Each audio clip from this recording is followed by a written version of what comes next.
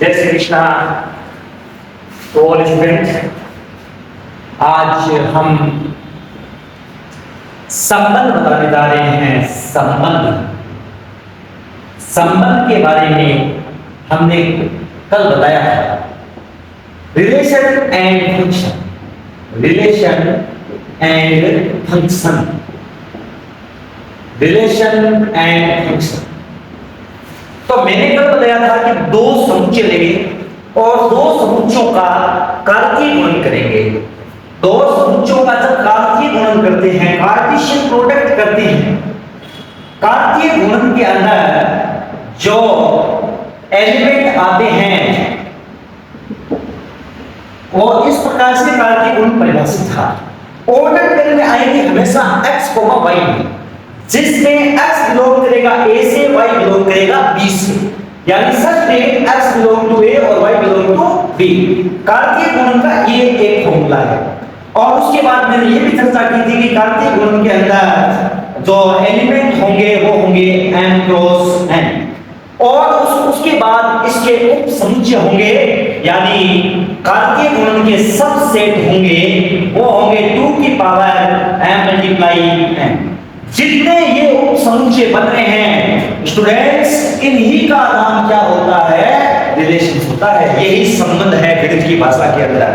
Normal life में हम पढ़ते हैं पिता का पुत्र से संबंध, गुरु का शिष्य से संबंध। इसी प्रकार मैथ्स की लैंग्वेज के अंदर भी जो संबंध होता है वो इस प्रकार का कुछ समुच्चयों के बीच के अंदर रिलेशन होता है, उसको बोलते हैं गणितीय भाषा में संबंध। हाँ, एक होती है हमारी डेली लाइफ। डेली लाइफ के अंदर संबंध अलग चीज है, लेकिन गणित की भाषा में अगर हम संबंध पढ़ रहे हैं तो संबंध का जो फॉर्मूला है वो यही है कि कार्तीय गुणन के ध्यान देना दोबारा, कार्तीय गुणन के जितने भी सबसेट बनेंगे ये सारे के सारे क्या कहलाते हैं? संबंध कहलाते हैं।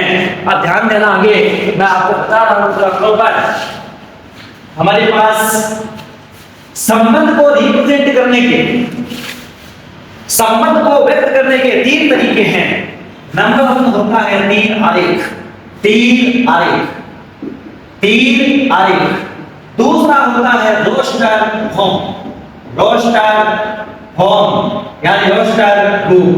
और तीसरा होता है समुच्चय निर्माण रूप, संबंध को रिप्रेजेंट करने के। पहला हो गया एरो डायग्राम के जस्ट बाद हो गया रोस्टर फॉर्म, और रोस्टर फॉर्म के बाद हो गया सेट लीडर फॉर्म। ये 3 फॉर्म होती है समुच्चय को निरूपण करने की। एरो डायग्राम में तीर के द्वारा दिखाया जाता है, रोस्टर फॉर्म में ऑर्डर पेयर के बीच कोमा लगाकर दिखाया जाता है, और समुच्चय निर्माण रूप तो आपको पता है मैथमेटिकल लैंग्वेज होती है, मैथमेटिकल लैंग्वेज को दिखाया जाता है। अब मैं आपको बता रहा हूं 2 समुच्चय ले रहा हूं, ध्यान देना बोर्ड पे। मैं 2 समुच्चय ले रहा हूं, 2 समुच्चय, एक ले रहा हूं मैं A और एक ले रहा हूं मैं B। ध्यान देना, ये मैंने लिया A समुच्चय और ये मैंने लिया B समुच्चय, और इनके बीच में मैं एक संबंध परिभाषित करता हूं 1 2 3 4 5, और यहां मैं लिख रहा हूं 3 4 5। 2 का 3 से कर रहा हूं, 3 का 4 से एरो मिला रहा हूं, और 4 को 5 से मिला रहा हूं। तो किसी प्रकार देखो ध्यान से, अगर आपके पास 2 समुच्चय दे रखे, आप कैसे भी एरो निकाल दो, कोई जरूरत नहीं है कि एरो कैसे निकाले, कि सर एरो कैसे निकाले, तो आप कैसे भी एरो निकाल दो। तो ये एक संबंध परिभाषित हो गया। संबंध क्या बना बताइए? r बराबर 2 का किसके साथ संबंध है? 3 से, तो 2, 3 का किसके साथ संबंध है? 3, 4, और 4 का किसके साथ संबंध है? 4, 5। ये हो गया इसका रोस्टर रूप। कौन सा रूप हो गया? रोस्टर रूप।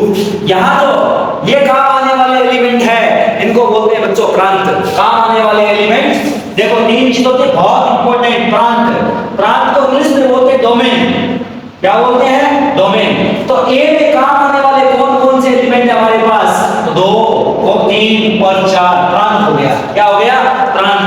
सबसे इंपॉर्टेंट बात ध्यान देने योग्य है, उसके बाद बोलूंगा कि सर सहक्रांत क्या होता है, तो सहक्रांत सुनो बच्चों, कोडोमेन, कोडोमेन क्या होता है, तो कोडोमेन आपको हमेशा याद रखना है, जो सेट बी है ये काम आए चाहे नहीं आए, सारे के सारे एलिमेंट कोडोमेन में आते हैं, इसको बोलते हैं सहक्रांत। और परिसर, परिसर के अंदर बी में काम आने वाले, बी में काम आने वाले एलिमेंट, बी में काम आने वाले एलिमेंट वो परिसर कहलाते हैं। काम आने वाले अवयव या एलिमेंट बोल दो, वो काम आने वाले बी में कौन कौन से हैं, तो 3, 4, 5, 3, 4, 5 ये बच्चों परिसर भी है और सहक्रांत भी है, क्योंकि यहाँ तो काम पूरी ही आ गई। अभी आज के क्लास में हमने संबंध को, संबंध की परिभाषा एकदम मैथमेटिकल परिभाषा, उसके बाद संबंध को कितने प्रकार से व्यक्त करते हैं ये पढ़ाया। मेरी लॉन्ग क्लास बहुत जल्दी आने लगेगी, अभी शॉर्ट क्लास ले रहा हूँ, ध्यान दे। आप सभी से एक ही प्रार्थना है, चैनल को सब्सक्राइब और लाइक शेयर कीजिए ताकि मैं ज्यादा से ज्यादा वीडियो 11